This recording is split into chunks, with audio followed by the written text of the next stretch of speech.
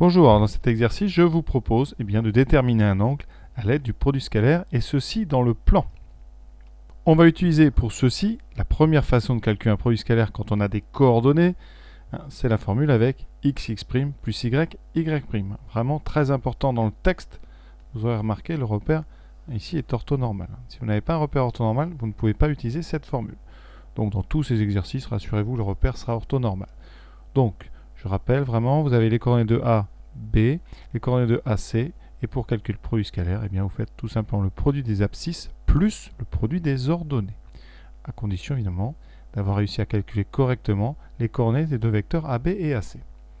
On utilisera ensuite une deuxième expression du produit scalaire qui utilise les longueurs et le cosinus de l'angle orienté ABAC, sachant que le cosinus de l'angle orienté ABAC, c'est tout simplement le cosinus de l'angle géométrique BAC. Alors pour ceci, il faut absolument que vos deux vecteurs, AB et AC ici, aient pour origine le même point A.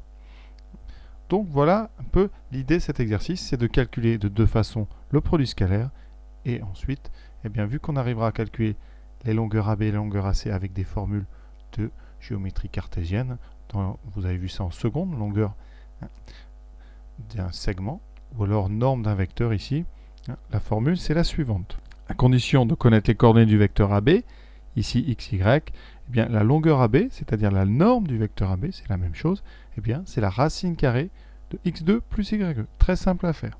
Voilà, maintenant on va pouvoir faire l'exercice. Donc première question, je vais utiliser la formule avec les coordonnées ici x' plus y, y'. Coordonnées du vecteur AB, ce sont les coordonnées de B moins les coordonnées de A.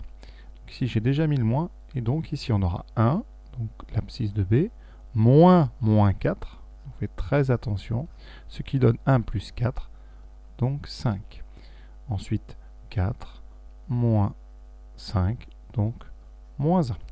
Coordonnées du vecteur AC, donc coordonnées de C moins coordonnées de A. Donc moins 2, ici qu'on peut mettre entre parenthèses, moins l'abscisse de A, moins 4, donc moins 2 plus 4. Moins 2 plus 4, ça donne 2. Ensuite 2, moins 5, 2 moins 5, moins 3. Le produit scalaire va donc donner 5 multiplié par 2, plus moins 1 que multiplie moins 3.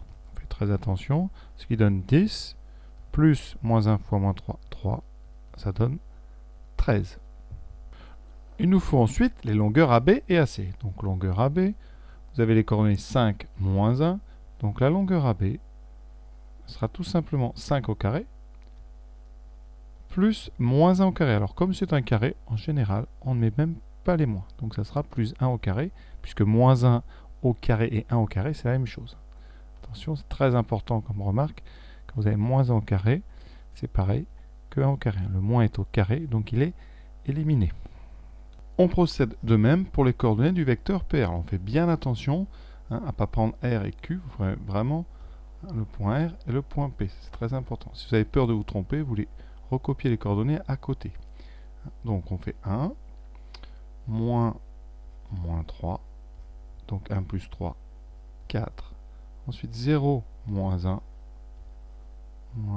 et 3 moins 5, moins 2. Vraiment, je réinsiste, il faut faire très attention dans ces calculs qui sont simples, sur lesquels une erreur d'inattention est très vite arrivée. On a donc AB fois AC fois cosinus BAC qui est égal à 13. AB, c'est donc racine de 26 fois racine de 13 fois le cosinus, ça c'est ce qu'on cherche, notre inconnu, et ceci vaut 13.